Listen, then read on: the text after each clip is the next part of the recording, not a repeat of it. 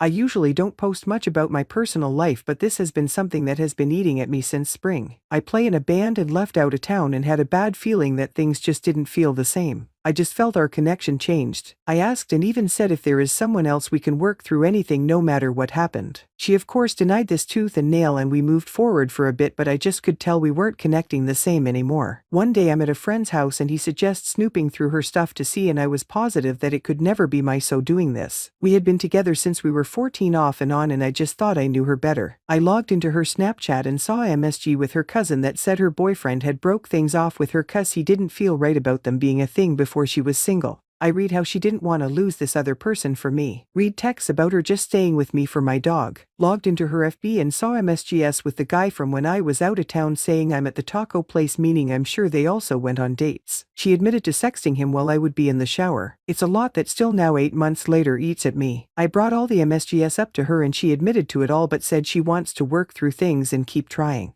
We have been back together for about 6 months or so and I still can't get over the cheating. I constantly am just waiting for it to happen again or just always suspect things are going to go wrong. When we were ending I felt like I couldn't live without my fiancé, but now I'm starting to think this is affecting my mental health, just waiting on her to betray me again. I don't know what to do. Story 2. I 18 female think my FWB 20 male is cheating on his fiancé. Help. Oh my god. After reading this I really fucking hope everyone agrees that they may have just called it off but didn't post it or tell anyone. But the evidence is starting to make things add up. My FWB will be referred to as James and his alleged fiancée will be Jennifer. Names changed for privacy obvious. I met James on a dating app and actually didn't know he had a son until I added him on Snapchat, and he sent a snap of him with a baby and a stroller. I asked why James didn't mention this and he was all like, well, it isn't your business. I made sure he checked himself with that attitude, but eventually we were okay again. I understand his son is not my business but felt it should be mentioned, but whatever. Moving forward, no mention of a baby mama,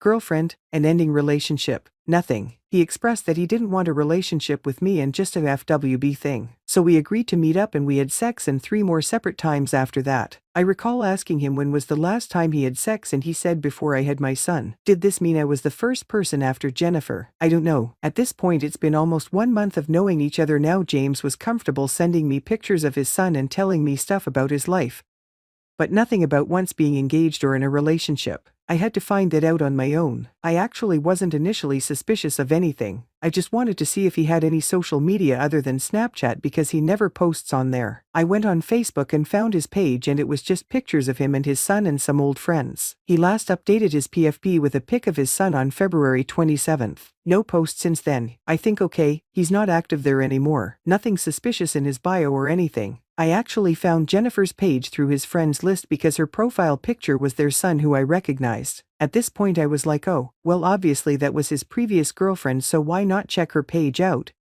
Their baby is cute. I go there and she has pictures of him, her and their baby, and her FB status is in a relationship. It doesn't say with who though, so that was fishy, but in a relationship nonetheless. And I know her page is still active because she posted a picture on October 31st of their son on Halloween, which was literally 3 weeks ago. So I'm like, what's going on here? Are they still in a relationship? I scrolled through her page and they apparently got engaged on 2/23/21. Before that, there are posies of her maternity shoots, pictures of them together, etc. You may be thinking, okay, that was a while ago, maybe they cut things off. But on August 5th of this year, Jennifer posted a picture of James with the caption saying, my handsome fiancé. Okay, fine.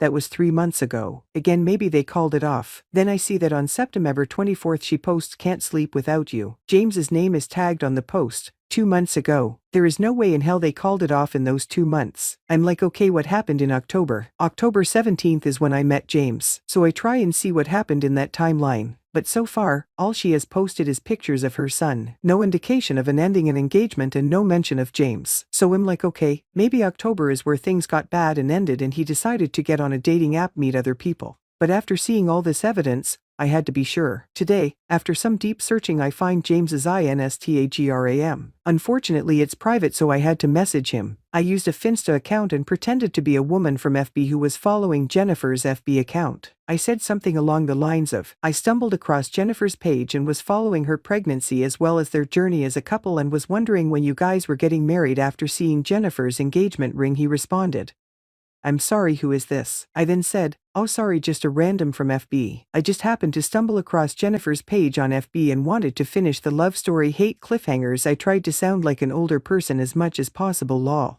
But guess what he responded with? "Oh yeah, we're good lol, thanks for asking. What does that mean?" I asked when you were getting married. I didn't want to seem suspicious, so I just said, "Oh, that is just wonderful, can't wait to see wedding photos soon. Have a great day, sir." I don't know if he's lying about still being in a relationship or cheating. I'm so lost. If I confront him, what would I even say? Do I text his alleged fiancée and ask her? What if she talks to him? If he's going to be exposed, I want it to all blow up in his face. Nothing can go wrong. We'll post any updates. Thank you to anyone who read this far. Girlfriend cheated, asking for a second chance. I know it's the worst outcome, but my brain is going nuts.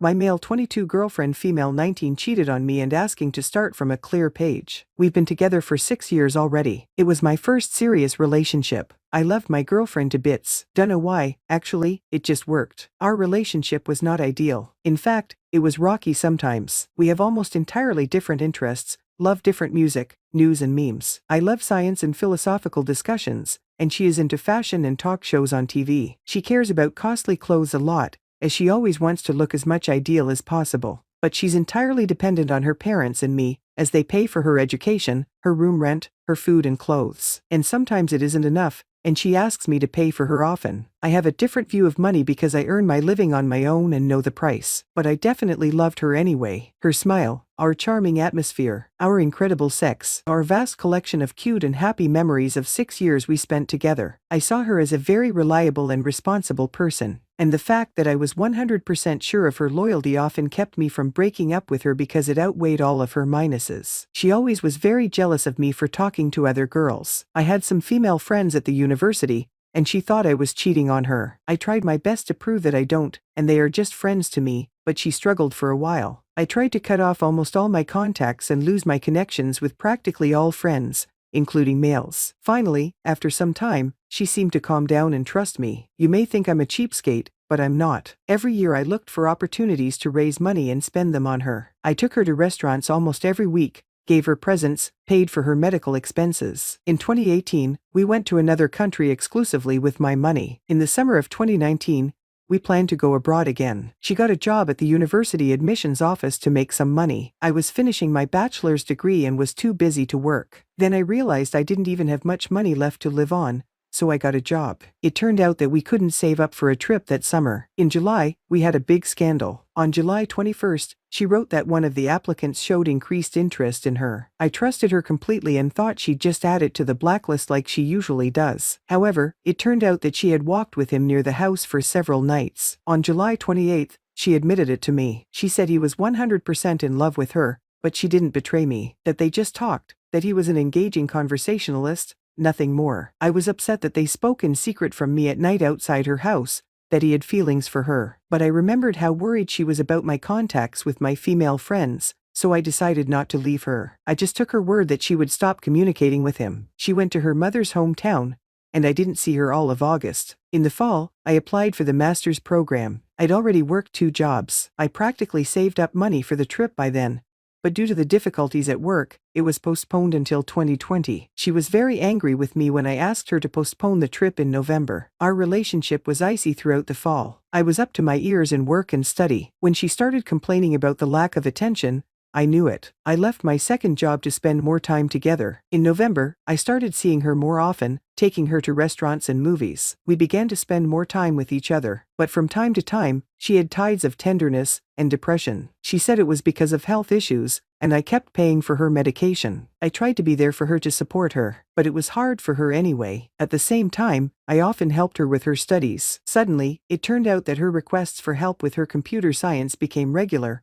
so I ended up finishing her whole course. And it really pissed me off because I felt like she was using me. But I loved her and was ready to help no matter what. Since January 2020, things have been better. The study was over, I took a vacation, and we started spending more time together. Relationships got warmer, and I began to rejoice that everything was back to normal. But she was still different. She started cursing a lot more often, making fun of me in public. She stopped wanting me. I suspected my extra pounds, but she wasn't thin either. I ignored all those red flags for a long time, and one day I had enough. Curiosity took over, and I looked into her phone. I know, I must be ashamed and should have never done that, but something just pushed me to do it for the first time. Maybe all the little details I worried about summarized together and made me look. I found out she was with sexting that guy even after the scandal, and they also met many times from September to December, and sometimes she asked me to send her money just to spend them with him during dates. And, most importantly, one day, she invited him to her home for the entire evening. They had sex at least once, and I was busy with helping her, doing her CS homework that exact evening. And she was cool but nice to me, went to the restaurants with me, received all my tries to become a better person for her, quit the job,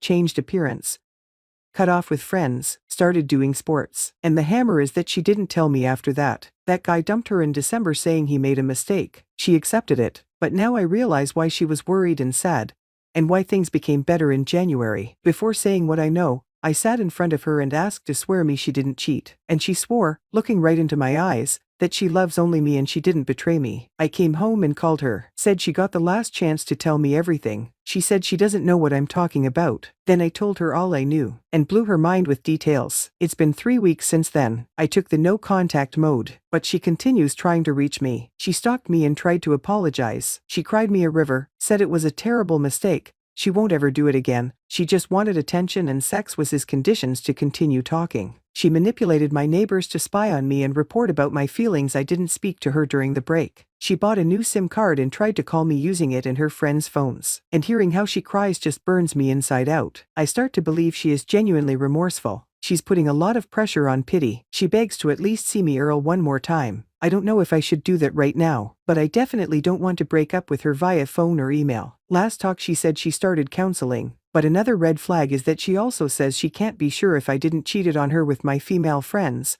also that the guilt of that she cheated is 80% on her, but 20% on me. I clearly know it's a Rubicon. I understand she just manipulated me, used me, got me few non-lethal STDs, lied to me even when swearing. I've told everything to my parents and brother. They undoubtedly advised me to dump her. I've read already about 2,000 posts on Reddit about similar cases, and all of them suggest breaking up. But then why my mind is going circles? All those good memories, little details like her smell or her smile, all that brings me to the start of the no contact period. It seems like I must not give her a second chance, as we had several problems even without the infidelity. Still, something inside me is so badly hurt and wants to take her back so much. I really don't know what is wrong with me. Can she be forgiven? Maybe I'm trying to believe in a miracle. Please help me return some sanity inside me.